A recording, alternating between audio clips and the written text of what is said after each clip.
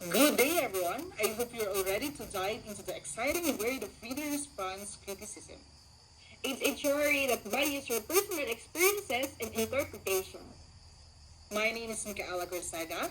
And I'm Rebel MC Doria, together with Lady Diane Resio and Daniela Villapando. So, our first topic is the reader response criticism, understanding the literature. So, what is reader response criticism? A literary theory that focuses on the reader's experience and interpretation of a text. It argues that a text's meaning is not fixed but is created through the interaction between the readers and the text.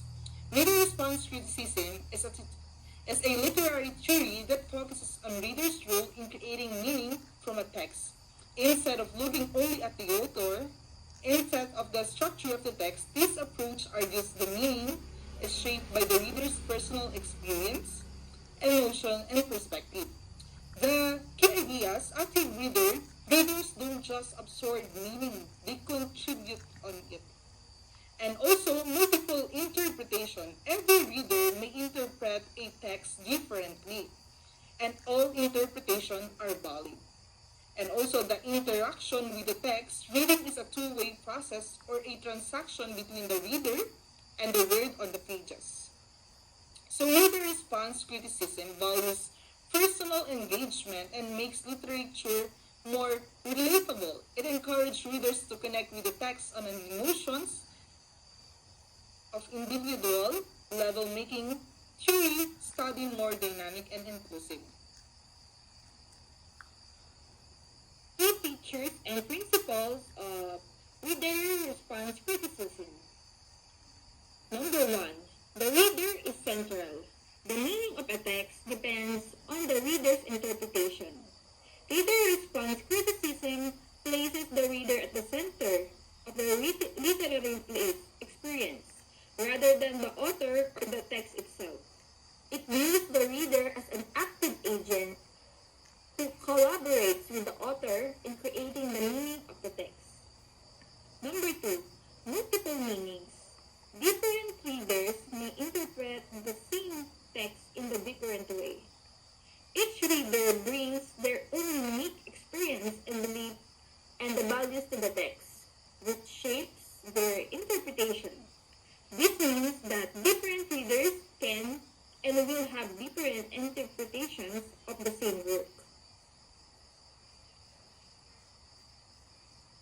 So number three, context matters. A reader's background, emotion, and experience influence their understanding. Every text is written within a specific context. The time, place, culture, and background of the author. Understanding this context help us interpret the text more deeply. For example, reading a war poem written during the World War I is different from reading one written today.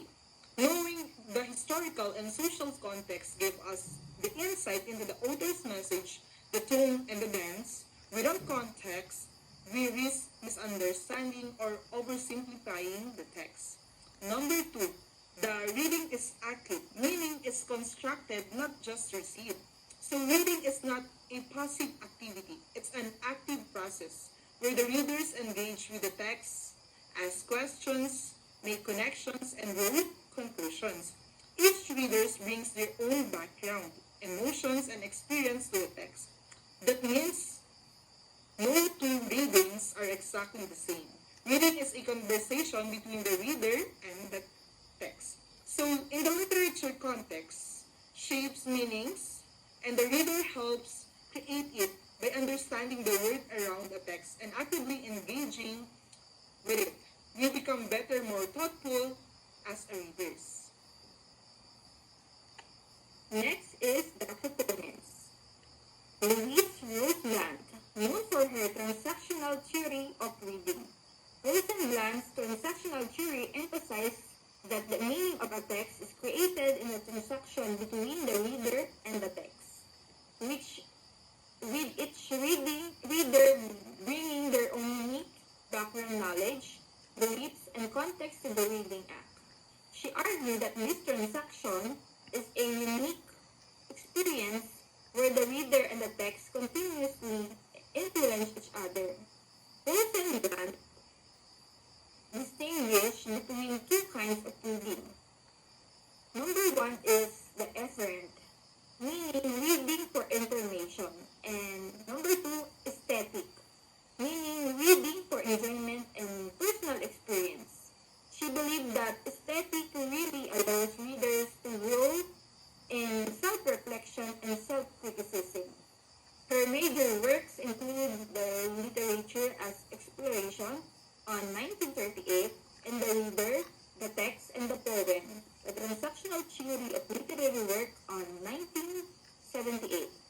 Rosenblatt's works has a significant impact on the literary studies and the teaching of literature, emphasizing the importance of the reader's role in creating meaning and the value of personal connection to text. Next is Mr. Stanley Fish, emphasized the interpretive communities. Mr. Stanley Fish developed the concept of interpretative communities, suggesting that a reader's interpretation depends on their membership in communities that share assumptions. His 1980 work is There a Text in This Class? The authority of interpretative communities established him as an influential literary theorist.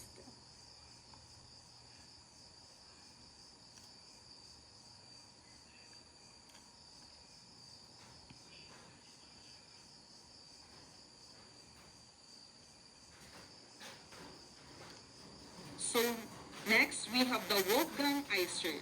It is focused on the implied reader. So Mr. Wolfgang Iser, the implied reader.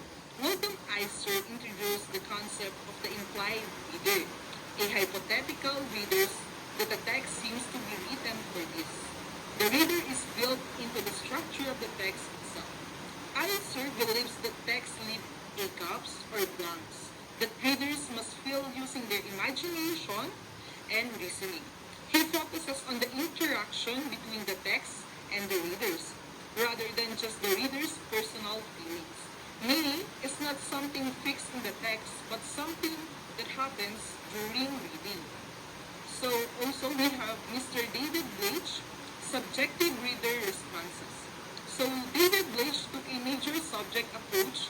He argued that meaning is created entirely by the readers, not found in the text. According to Bleich, a text has no true meaning until someone reads and responds to it.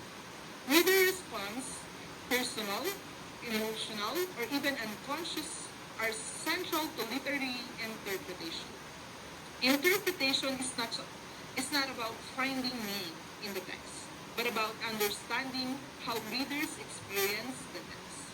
So, in conclusion, while Iser highlights the structure of the text and its intended reader, Bleich emphasized the reader's personal role in creating meaning. Together, they show that reading is not just decoding; it's an active, interpretive, and often personal experience. Next is how to use reader response criticism. Number one, ask, how did I feel reading this? We must pay close attention to your thoughts, feelings, and reactions while reading. Number two, what memories or personal experiences did it trigger? Let us consider how your own background, experiences, beliefs, and values influence your interpretation of the text. Number three, how did I understand differently from others? We must acknowledge the subjectivity of your own interpretation and recognize that other readers may have different responses based on their own individual perspectives. Number four, what part confused or engaged me most? Let's ask questions to ourselves to stimulate our critical thinking. This opens up possibilities for deeper interpretation and understanding of the text message.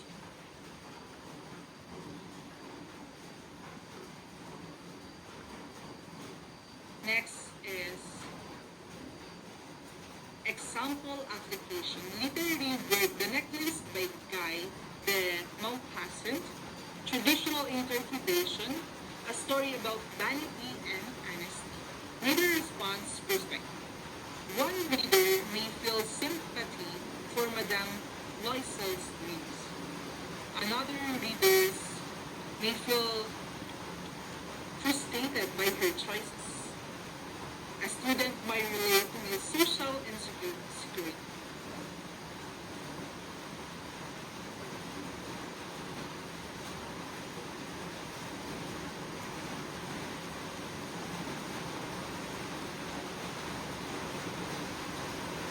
Next is reflection. Why is the reader response critically important?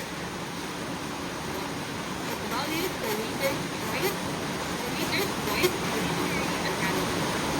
The empathy emphasizes the reader's active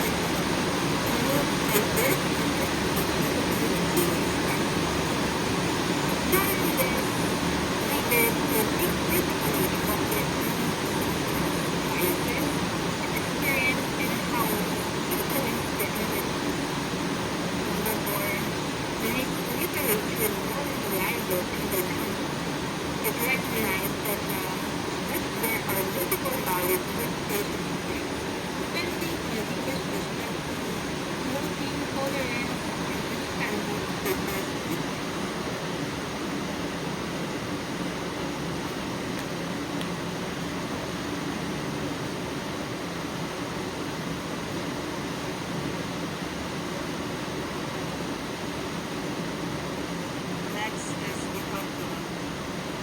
Summary. So reader's response shifts the focus from the owner or text to the reader.